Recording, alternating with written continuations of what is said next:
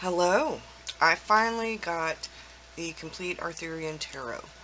I had it on my wish list on thrift books. There's a Merlin Tarot and a few others that are kind of hard to find. And sometimes you can find stuff like this on thrift books and on other places like that. Because oftentimes tarot sets, especially when they come with a book, are under book categories. I picked this up at a really great price, like a really great price. And I had a coupon for thrift books and picked it up a few weeks ago. It took a little bit of time to get in. I needed some time to figure out how I wanted to do the video. And then I thought, well, let's just do the video.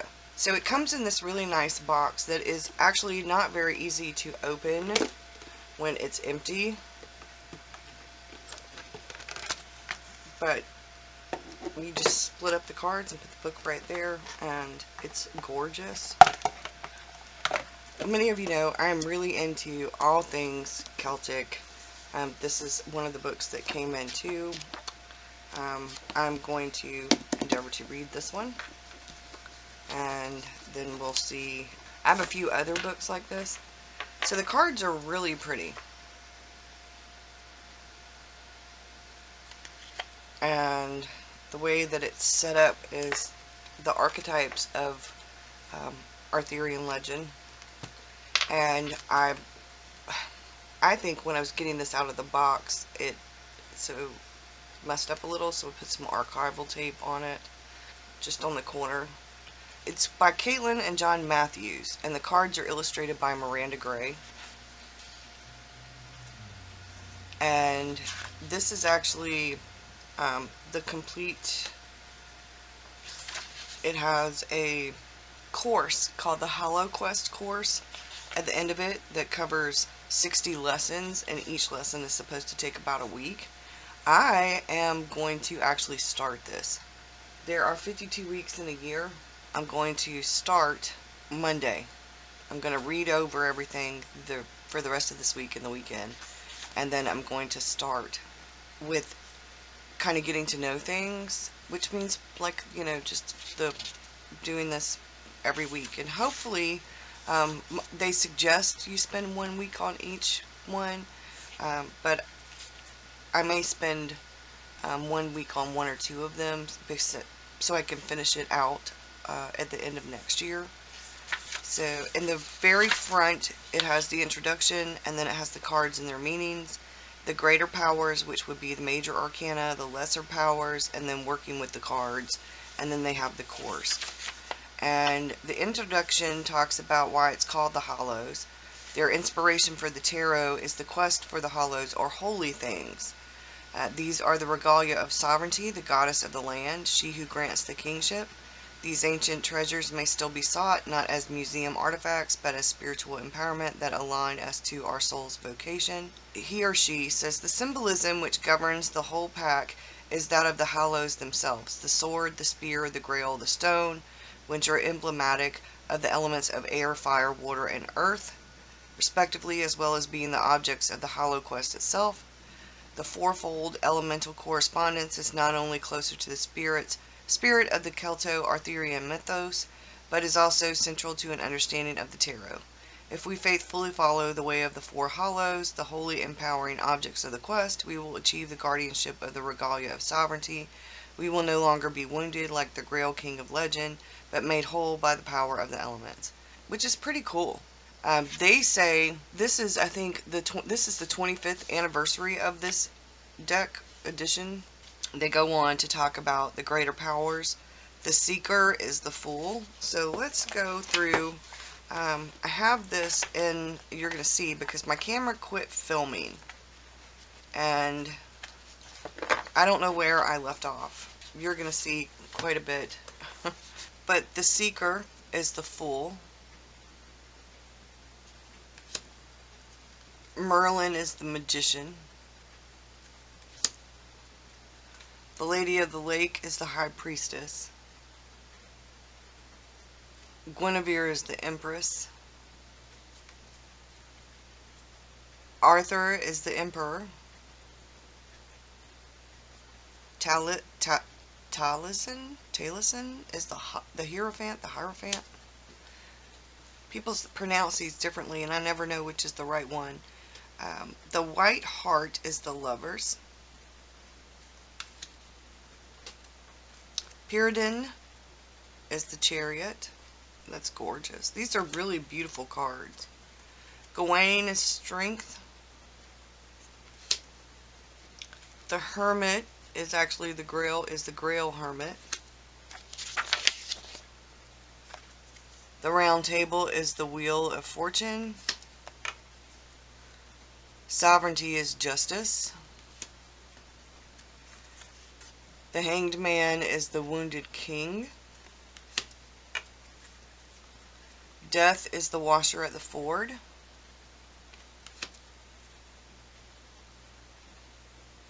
Temperance is the Cauldron.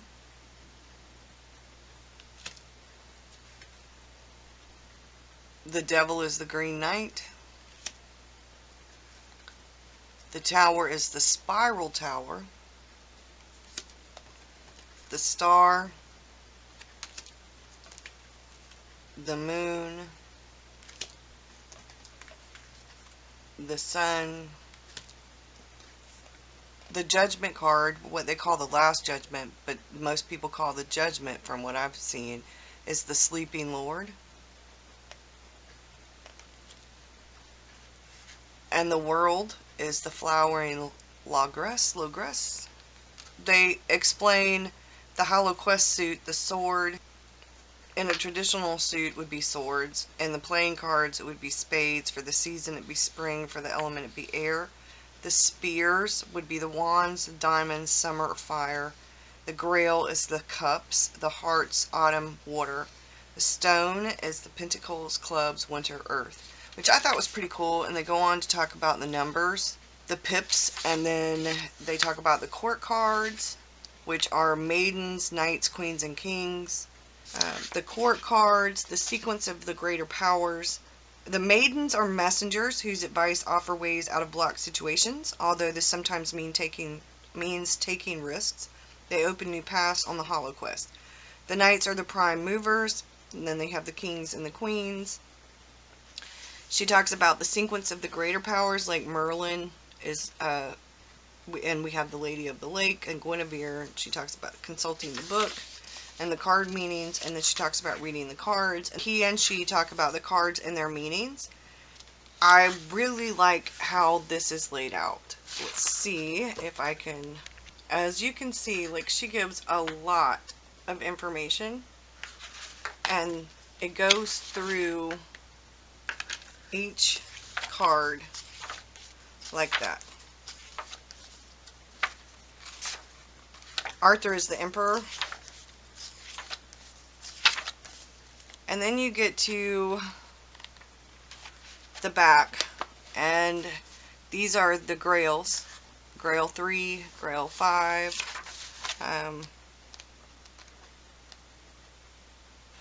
Okay, when you get to the minor arcana, which were what they call the lesser powers, it starts there and it goes through them. And it's not as in-depth as the major arcana, but it does give you information, and like it actually gives you a question. Upright meanings, reversed meanings. For example, Spear Hollow. The Spear Hollow that both heals and cuts away corruption rises from the fires of the deep earth. The spear, which heals and wounds, is the prime implement which both causes and heals the wasteland, depending upon who wields it. When it is touched to the wounded king's wounds, health enters both king and land. And then you get to the Holo Quest course. Actually, this, okay. Working with the cards, formulating your questions.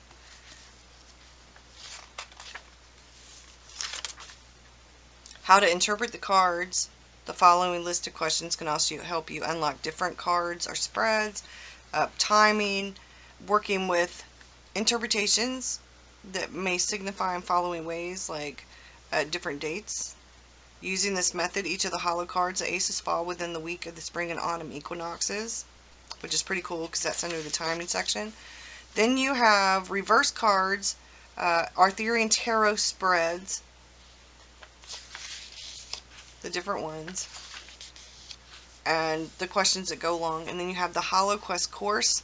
This explores the realms within that are depicted on the Arthurian tarot cards. It is a template of your own quest and of the soul's journey. As you meditate your way through successive seasons of study, the path of the land's adventurous, as the Trail of the Quest was known in Arthurian legend, subtly becomes your own landscape.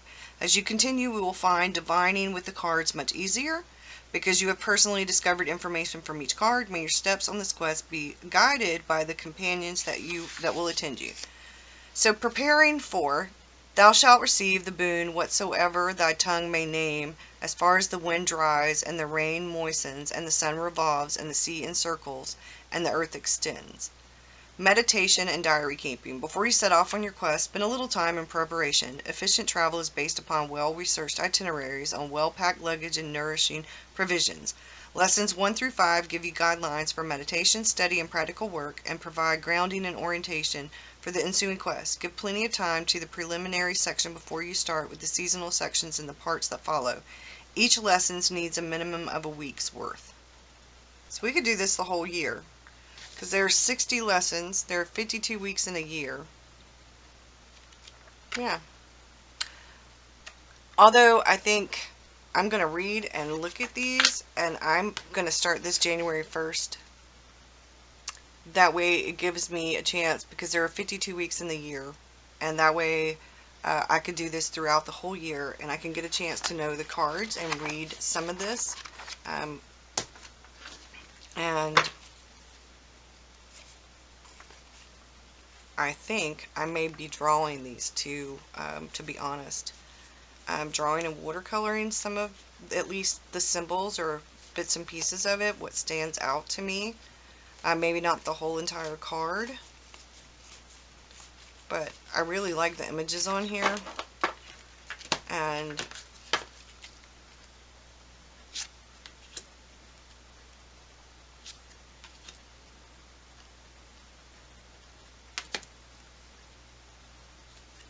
they are gorgeous.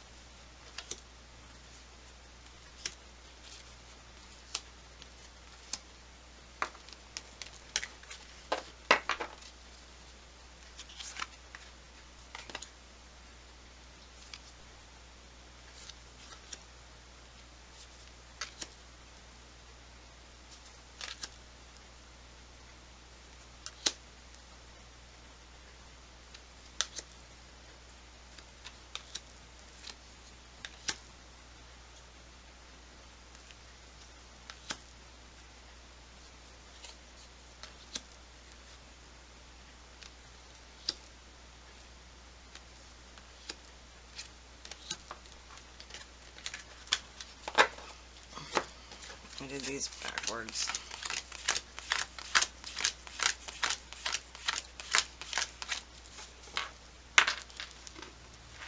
I can smell dinner. I'm getting hungry, y'all. Oh, that is beautiful.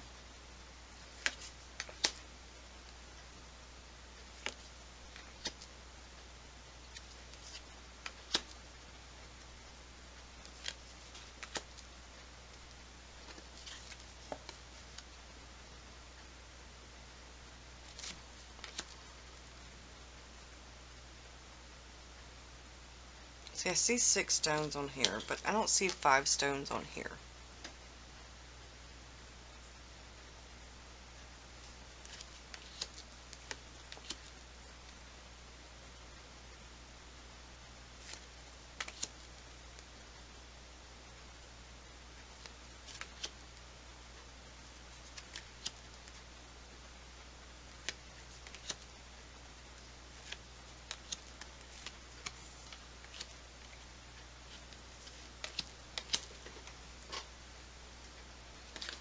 And then we have the spears.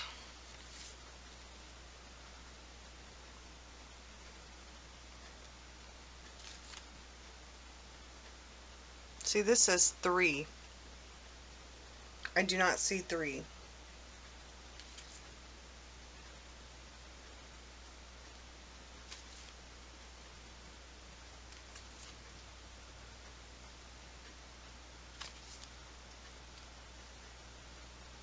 but the images are very similar to each other.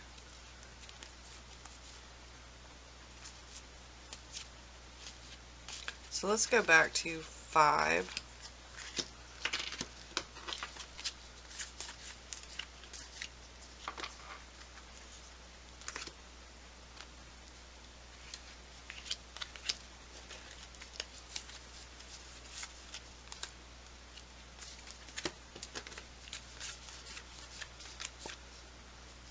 No, not exactly. Like this is Sword 5. This is Grail 5. This is Spear 5. And this is Spear 5. I mean Stone 5. Which is really cool, I think. I think they're gorgeous. So, Spear 5, Stone 5, Grail 5, and Sword 5.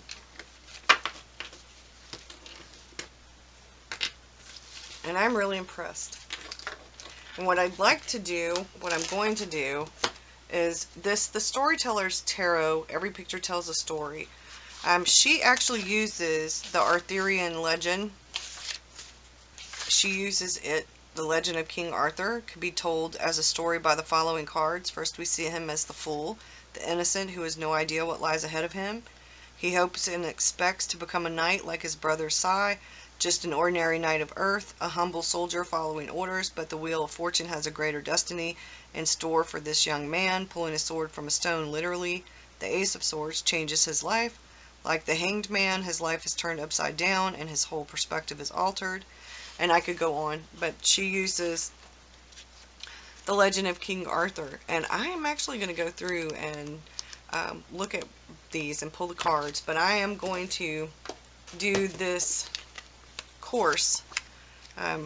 Like I said, it says 1 week, to spend 1 week on each one of these things. So it'll be 60 weeks. I will start it January the 1st. And I'm really excited about it. So I will be back with some more videos really soon. There are quite a few things I want to do. I'm not exactly sure how I'm going to set up my spiritual journal for next year, because I've already got the journal, but I might be doing more things in it, more daily things, some of the stuff that I'm doing, and I really want to get back to taking more time for tarot pulls and things. And doing that daily. I absolutely love this. This is right up my alley. There's a deck of Merlin tarot cards out there somewhere. I'm keeping my eye open. I'm not going to be buying very much in 2019, but if some of the things that are really on my wish list come out and they're not too much, they don't cost too much, I may be getting them. So, I like unique, I like things like this and the Merlin cards, and I would like Sherlock Holmes. I like the Fairy Tarot. I like my Borderless set. I